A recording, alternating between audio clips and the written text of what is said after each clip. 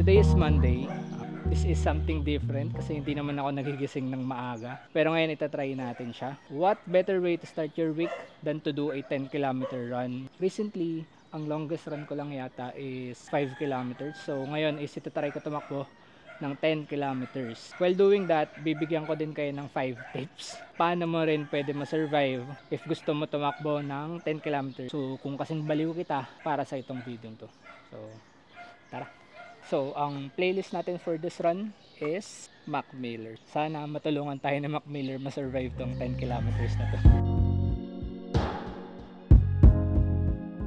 Hindi talaga ako nagigising ng maaga normally. Pero today, is itatry natin tumakbo ng morning para maiba lang. Mag-warm up lang ako ng walk and then mag-start na ako mag-run. By the way, ang gamit ko nga palang running watch is Garmin Forerunner.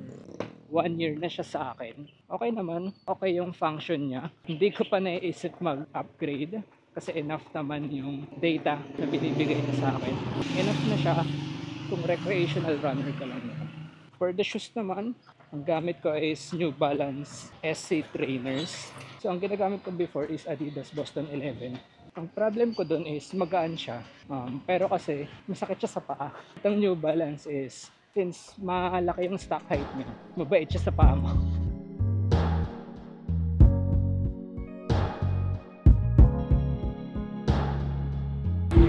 Kilometers doon. First tip para ma-survive mo yung first 10k mo is to run slow. Run at your own pace and baka magmadali. Ang goal natin on this run is makatapos tayo ng 10k. Ayun, continue tayo. Let's go. Running na tayo ulit. Naka 2 kilometers na tayo. Medyo mataas na yung araw, pero hindi pa ganun kainit. Okay lang pala na maaga ako nag-start. Body check, hindi pa ako pagod. Medyo uhaw lang, pero goods pa. Patawid na tayo ng boundary ng Pasita at Binyag. 4 kilometers done. Water break muna tayo. 4 kilometers done. Good. Water break muna tayo. Nakaka 4 kilometers na tayo. Second tip is okay lang na mag-walk ka. Or worst, if kailangan mo mag-stop para magpahinga, okay lang din. Kasi ang goal naman natin is makatapos ng 10 kilometers and hindi ma-break yung world record. Acceptable naman na mag-stop ka or mag-walk kasi first time mo ulit mag-run ng 10k. Nakakahiya itong ginagawa natin. Sasalita ako mag-isa. Bale naka 5 kilometers na tayo. Malapit na rin tayo sa Southwoods. May araw na din pero hindi pa mainit. Mausok na.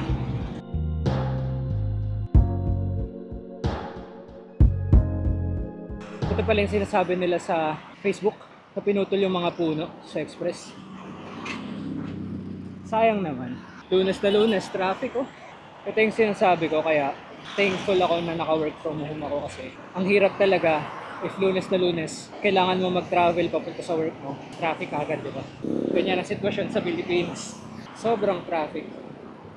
Pati doon, northbound. Bali nakaka 6 kilometers na tayo. Third tip is stay hydrated. Kailangan natin mag-hydrate lalo na ngayon sa Pilipinas is sobrang init. Nakailang stop ako habang tumatakbo. Hindi naman siya nakakahiya. Basta ang kailangan is matapos ko tong 10 kilometers. So 4 kilometers to go. Tuloy-tuloy pa tayo. Bali nasa Southwoods na ako.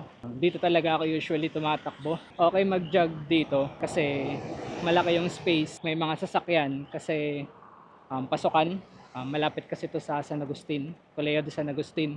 Pero kapag afternoon and gabi, wala naman masyadong kotse. So safe din mag-run dito kasi may mga security guard. Walk muna tayo. Konti para makarecover. Body check. Medyo pagod na ako eh. Pero last 4 kilometers, push through tayo. And tapos natin itong 10k.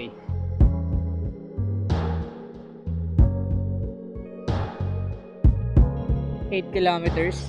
Tip number 4 is wear proper footwear. Meron talaga akong specific na long run shoes. Ito yon, New Balance na SC Trainer.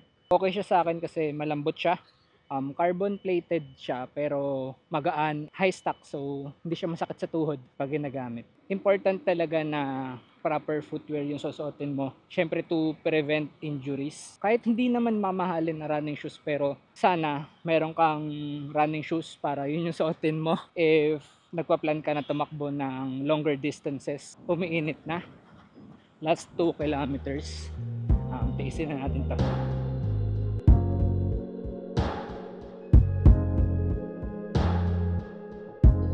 Water break, naka 9 kilometers na tayo, 1 more kilometer to go. Pagod na ako, medyo mainit na din pero tiisin lang natin to. Malapit na rin malobat yung GoPro, 21% na lang, 1 kilometer to go. Tara. Hassle talaga yung ibang motor eh, madali masyado. That's 10 kilometers, so lalagay ko dito yung Strava para mayroong proof. So yung last tip for today is enjoyin mo lang yung process ng pagtakbo ng 10 kilometers. Kasi remember na first time mo to, and in my case, first time ko after a long break. Hindi siya madali actually. Tinatanong ko nga kanina yung sarili ko kung bakit ko siya biglang ginawa. Pero yun nga, enjoy siya. Fulfilling kasi natapos ko siya. Napatunayan ko sa sarili ko na kaya ko pa tumakbo ng 10K. Next na kailangan natin gawin is mag-training pa tayo para maging mas madali tong 10K. Nakalimutan ko pala sabihin, muntik ako pulikatin. First time ever sa pagtakbo ko na muntik ako pulikatin. That means na kailangan ko po mag-training, kailangan ko mag-hydrate, kailangan ko pa i-develop yung fitness ko. If you like this content and would like to follow my journey, please don't forget to like, comment, and subscribe. So, magot ka na dito.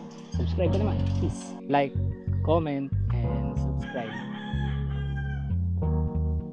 Subscribe ka.